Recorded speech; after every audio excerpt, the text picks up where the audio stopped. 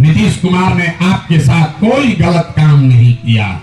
नीतीश कुमार ने गठबंधन तोड़कर अपना सरकार दांव पर लगाया, लेकिन वही नीतीश कुमार जब 14 में लोकसभा का चुनाव लड़ने आए आपके भरोसे, तो ईमान की बात करने वाले मुसलमानों ने उनका साथ नहीं दिया।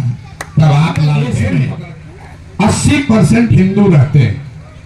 ध्यान से इस बात को समझिए, इस देश में 80% हिंदू रहते हैं और भाजपा को वोट मिला है 36%। लालू जी की जाति की संख्या कितनी है?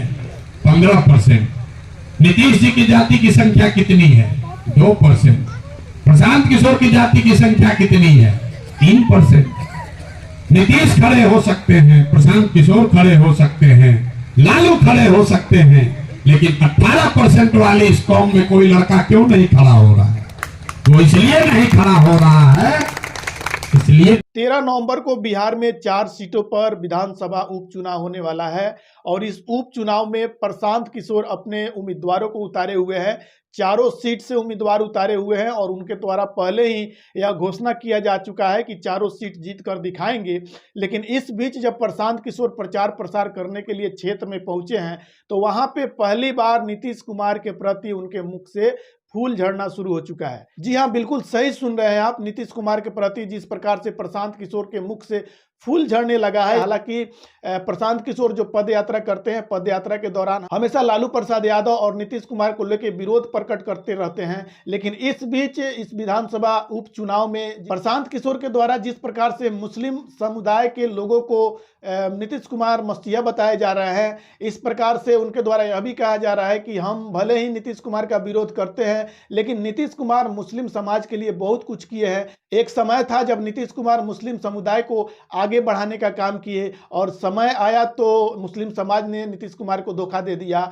तो इस तरह से कहीं ना कहीं मुस्लिम समाज को लेकर जिस प्रकार से नीतीश कुमार के प्रति झुकाव प्रशांत किशोर के द्वारा बनाया जा रहा है, जब प्रशांत किशोर के उम्मीदवार वहां पे चुनाव लड़ रहे हैं तो उस हालत में नीतीश कुमार की बड़ाई करके कहीं ना कहीं मुस्लिम वोटर्स को नीतीश कुमार के प्रति झुकाना, इससे यही अनुमान लगाया जा सकता है। हो सकता है कि उस क्षेत्र में सबसे ज्यादा मुस्लिम समाज का वोट कहीं ना कहीं राजद के तरफ झुकाव बना रहा है और उस वोट को नीतीश कुमार के प्रति झुकाने का प्रयास कर रहे हैं। तमाम बातें आ सकती है। फिलहाल प्रशांत किशोर के द्वारा क्या कुछ अपडेट दिया गया है, आप खुद सुनिए।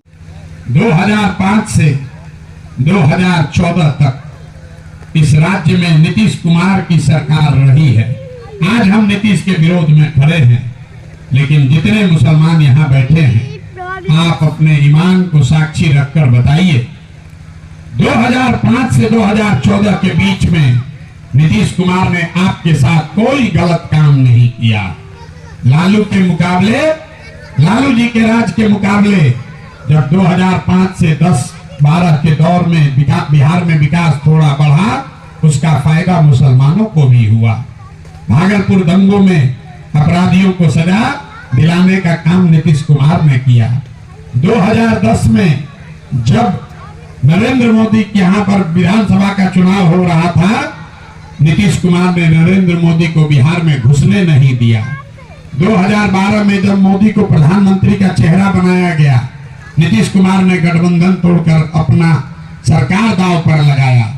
लेकिन वही नीतीश कुमार जब 14 में लोकसभा का चुनाव लड़ने आए आपके भरोसे, तो ईमान की बात करने वाले मुसलमानों ने उनका साथ नहीं दिया।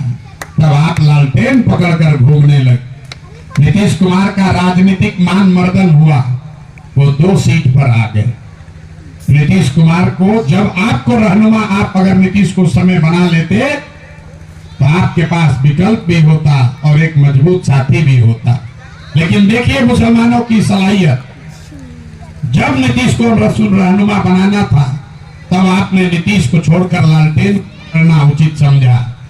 और वही नीतीश कुमार एक बार जब जान गया कि मुसलमान ने हमको ठगा है, जब आपको 2017 में आपके पीठ में छुरा भोंक कर भागा, आपके बच्चों के खिलाफ सीए एनआरसी के कानून बनाने के लिए वोट दिया पार्लियामेंट में, वही नीतीश कुमार जिसने वक्फ बोर्ड पर आपके खिलाफ बात की, वही आदमी 2 बरस पहले जब लालू के साथ गले मिल गया और महागठबंधन में आ गया, तो जितने मुसलमान थे उसको नीतीश कुमार में अब नया रहनुमा दिखने लगा।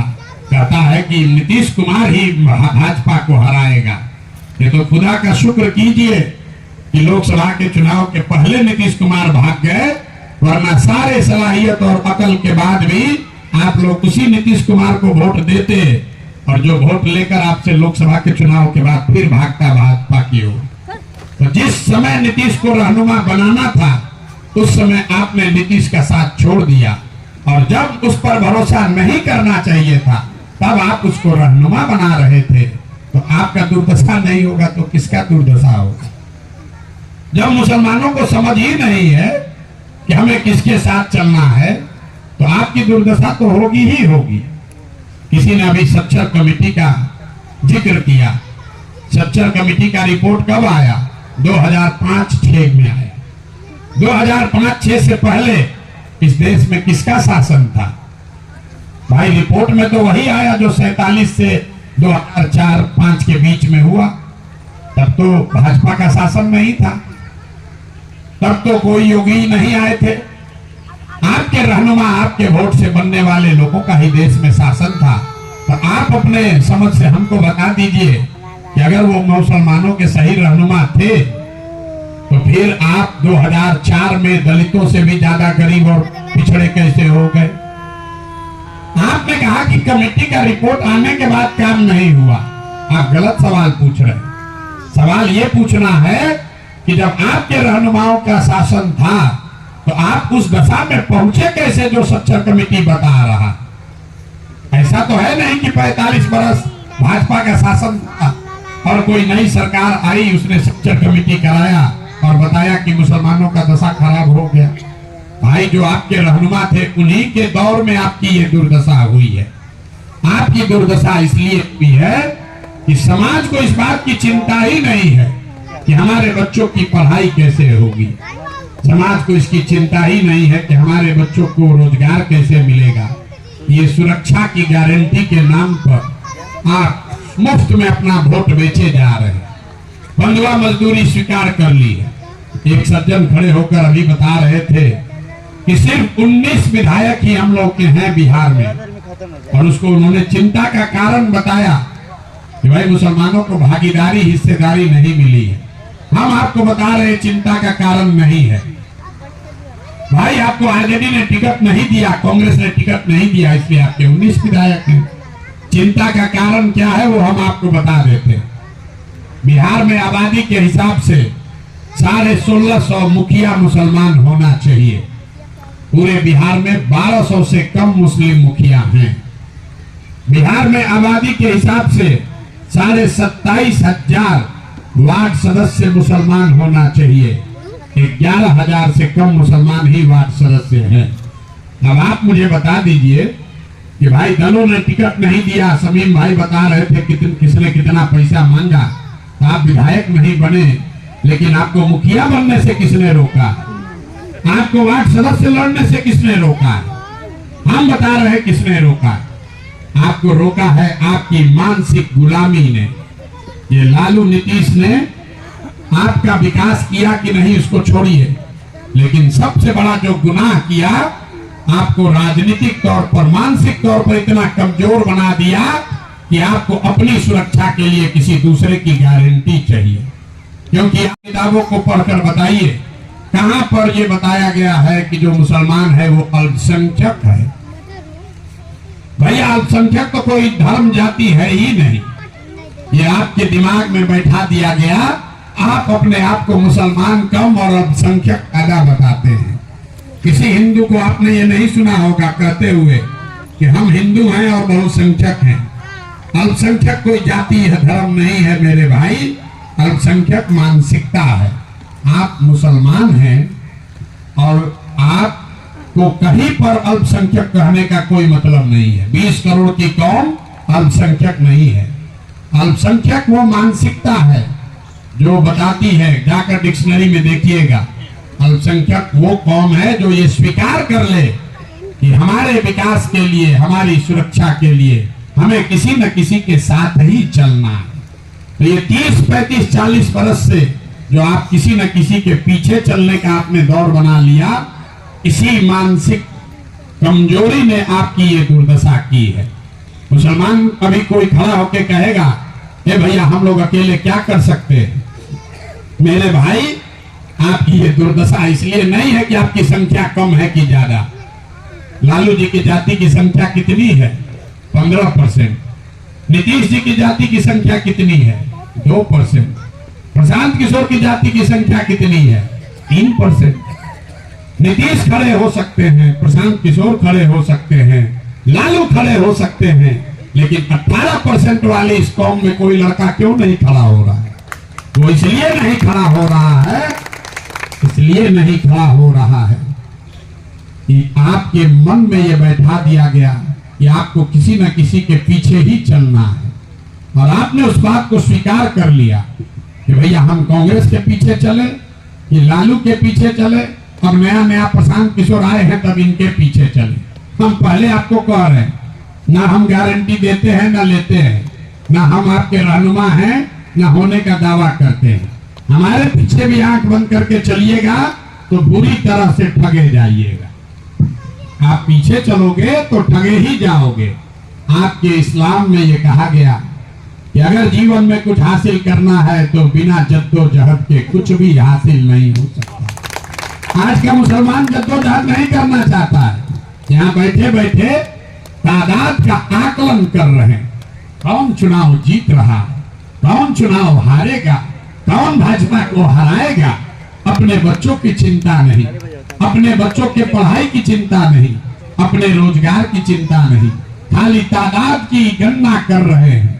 तो अगर आप जद्दोजहद नहीं करोगे तो आपको सफलता कैसे मिलेगी? नहीं मिल सकती है। लालू अगर वहां बैठे हैं तो उन्होंने उसके लिए जद्दोजहद किया है। नीतीश वहां पहुंचे हैं तो नीतीश जद्दोजहद नीतीश ने किया है। प्रशांत किशोर आज खड़े हैं तो 3 बरस से गांव गांव पैदल चल रहे हैं। आपको भी अगर जगह चाहिए तो आपको भी किसी न किसी फॉर्म में जद्दोजहद करना पड़ेगा। किसी ने कहा मौलाना आजाद की बात, MY समीकरण कहीं बचा नहीं है। बिहार में YM समीकरण है। MY समीकरण भाजपा के इस दौर में YM समीकरण है। इसका मतलब क्या है? जहां पर Y समाज के लोग खड़े होंगे वहां M समाज के लोग मुसलमान मुकम्मल 100% वोट आप देते हैं। जैसे ही आप खड़े होइएगा, आधे से ज्यादा जो यादव समाज के लोग हैं वो भाजपा को वोट देते हैं। इसका मतलब ये नहीं है कि यादव समाज के लोग आपसे गलती कर रहे हैं। अगर आप यादव के बजाय किसी ब्राह्मण के साथ, कुशवाहा के साथ, दलित के साथ गठबंधन बनाइएगा, वहां पर भी यही होगा। क्यों होगा इसको समझिए और यहीं से इसका रास्ता भी आपको दिखेगा। पूरे देश में 80% हिंदू रहते हैं।